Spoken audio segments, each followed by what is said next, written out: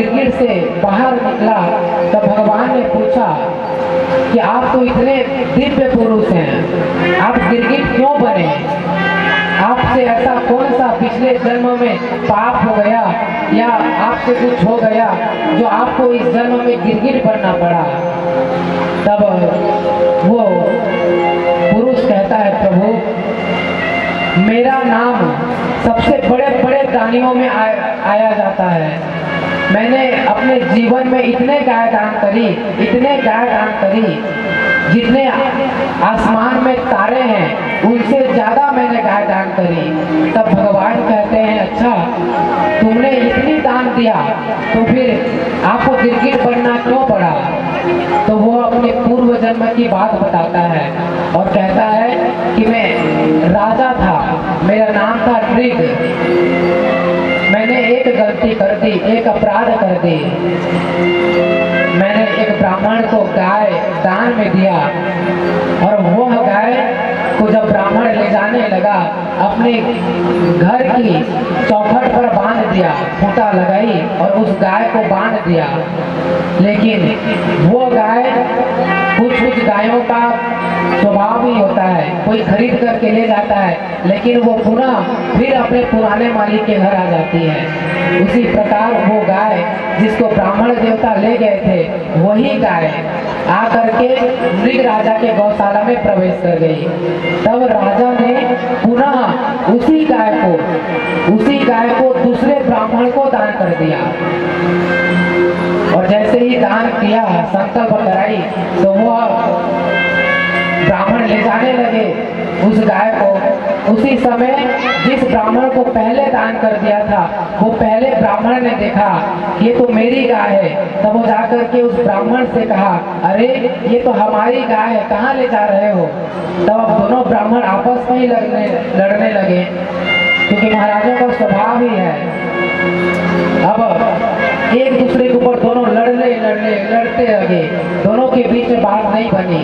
तब दोनों ने कहा, चलो हम राजा से ही पूछ लेते हैं। अब राजा के पास में गए दोनों ब्राह्मण और गाय को बीच में रखा और राजा से कहा कि आपने दान की हुई वस्तु का पुनः दान कर दिया। तब राजा ने कहा कि मैं क्षमा चाहता हूँ, एक काम करो मैं आपको दूसरा गाय दे देता हूँ। तब ब्राह्मण ने कहा, बोले नहीं, हमें और गाय दान नहीं चाहिए, हम गाय दान नहीं लेंगे।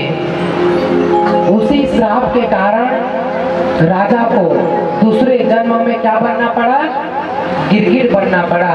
इसलिए कभी भी अपने जीवन में दान किया हुआ वस्तु को ना किसी से लेना चाहिए और ना ही उस वस्तु को किसी और को देना चाहिए।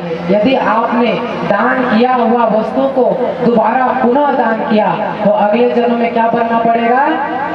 गिरगिट बनना पड़ेगा। जैसे नृग राजा ने एक गाय को दोबारा दान कर दिया तो दूसरे जन्म में क्या बन करके आए? गिरगिट बन करके आए। तो इसलिए दान भी कीजिए तो बड़ी सोच समझ करके, जब दान दे दे तो फिर उस चीज से कभी भी चाहत ना रखना, कभी ममता ना रखना, कभी मोह ना रखना। कभी भी एक दान दिया गया चीज को दोबारा दान ना करना। यदि दान करोगे तो दूसरे जन्म में भी आपको उस राजा की तरह गिरगिट बनना पड़ेगा।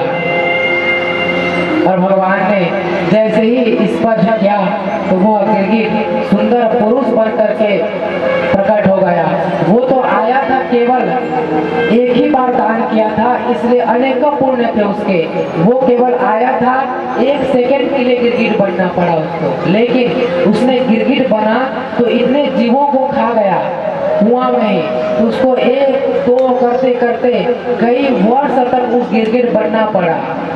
इसी प्रकार हम भी मनुष्य हैं, आए तो हैं हम भगवान का भजन करने, समाज की परोपकार करने, दूसरों की मदद करने, कुछ अच्छा कर्म करने। हम भी उस गिरगिट की तरह इस संसार में उलझ गए हैं, इसलिए हमें छुटकारा नहीं मिलता। जैसे उस गिरगिट को केवल यम राजा ने एक सेकंड के लिए गिरगिट बनाया था, लेकिन वो इतना पाप करते गया, इतने जंतु को खाते गया तो वो कई वर्ष तक गिरगिट बना रहा। उसी प्रकार हमको भी भगवान ने इस जन्म को पार करके भव सागर से पार कराना चाहते हैं, लेकिन हम मनुष्य केवल भगवान को भूल करके संसारिक काम में तल्लीन रहते हैं, इसलिए हमें भी 84 लाख योनि में विचरना पड़ता है।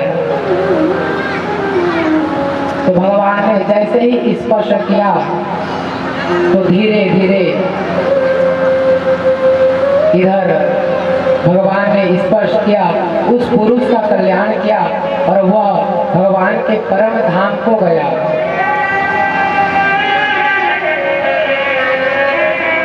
और इधर एक राजा था द्वारिका में, उसका नाम था पौंड्रिक, जो उसको भगवान बनने का भूत सवार था। वो अपने आप को भगवान मानता था।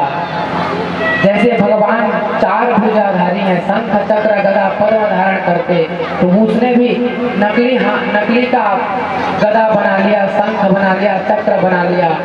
भगवान को देखा कि गरुड़ पर उड़ते हैं, तो वो भी गरुड़ के सवार होने लगा, गरुड़ पर। लेकिन उसका जो मित्र था ना, वो कहा, अरे मित्र, मजा तो तब आएगा जब हम, जो द्वारिका में कृष्ण रहता है ना, उसको लोग भगवान समझ करके पूज रहे हैं। लेकिन मित्र, यदि मैं चाहता हूँ कि संसार में केवल तुम्हारे अलावा कोई ना पूजे। आजकल लोग उस वासुदेव कृष्ण को, जो द्वारिका का राजा है, उसको लोग पूजने लगते हैं। एक काम करो, आप भी चमत्कार करना शुरू कर दो, आप भी कुछ मुकुट धारण कर लो, आप भी कुछ चमत्कार करो, ताकि लोगों पर विश्वास हो जाए आपके ऊपर कि आप भी भगवान हो। लेकिन मित्र देखो, जब तक वो कृष्ण है ना, तब तक आपको कोई भगवान नहीं मानेगा। एक काम करो, वो कृष्ण बहुत बड़ा डरपोक है, वो जरासंध के डर को छोड़ करके ही मथुरा से द्वारिका आया। एक काम करो, उसको पत्र में लिखो, धमकी दो कि हे द्वारिकाधीश कृष्ण, यदि कल के कल तुम द्वारिका छोड़ करके नहीं गए तो मैं पौंड्रिक तुमको वध कर दूंगा, ललकारता हूँ। अब वो पत्र भेजवा दिया गया भगवान कृष्ण के पास में, और इधर भगवान कृष्ण को जैसे ही पत्र मिली तो अब भगवान हंसने लगे कि भाई हमारे जैसा भी कोई बन करके तैयार हो गया। तो भगवान ने उस पत्र जिसने दिया उससे कहा कि देखो, आपके मित्र को यहीं आना जरूरत नहीं पड़ेगा, मैं स्वयं उनसे कल मिलने के लिए आ रहा हूँ, कह देना। अब जैसे ही ये खबर पौंड्रिक राजा के ऊपर पड़ी, तब वह डरने लगा, अरे हमारा दांव तो उल्टा पड़ गया। हमने सोचा था कि कृष्ण बहुत बड़ा डरपोक है, वो डर करके छोड़ करके चला जाएगा, लेकिन वो कृष्ण हमें स्वयं मारने के लिए आ रहा है।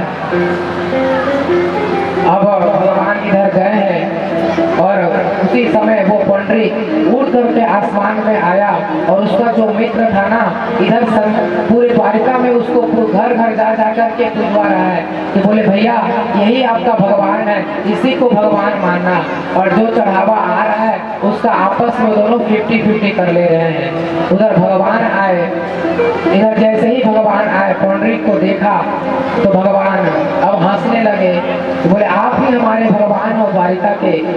अब पौंड्रिक जो डर रहा है, उसी समय भगवान ने अपना सुदर्शन उठाया और पौंड्रिक का भगवान विचार करते हैं, अरे इसने पाप तो किया लेकिन मेरा ही चिंतन किया, इसको मैं क्या गति दूं। और भगवान ने वही गति, जो गति भगवान ने अपने माता कौशल्या को दिया, देवकी को दिया, यशोदा को दिया, वही गति भगवान ने उस पौंड्रिक नाम के राजा को दिया। क्यों दिया? उत्तर सुनो। पौंड्रिक जो है वो 24 घंटा केवल भगवान का चिंतन करता था। भले ही भगवान को आप दुश्मन मानकर चिंतन करो, लेकिन आप तर करके रहोगे। जैसे पौंड्रिक केवल भगवान का चिंतन करता था, ये कृष्ण का 2 हाथ है, ये कृष्ण मोर पर मुकुट धारण करता बनता है, मस्तक पर मुकुट धारण करता है, उसके 4 हाथ हैं, पीताम्बर धारण करता है, तो उसने 24 घंटा केवल कृष्ण का नाम लिया और भगवान का चिंतन किया, उसका परिणाम स्वरूप उसको वही गति मिला बंधुओं, जो गति माता देवकी को भगवान ने प्रदान किया था। बोलिए कृष्णचंद्र भगवान की जय हो। एक बार दोनों हाथ उठाकर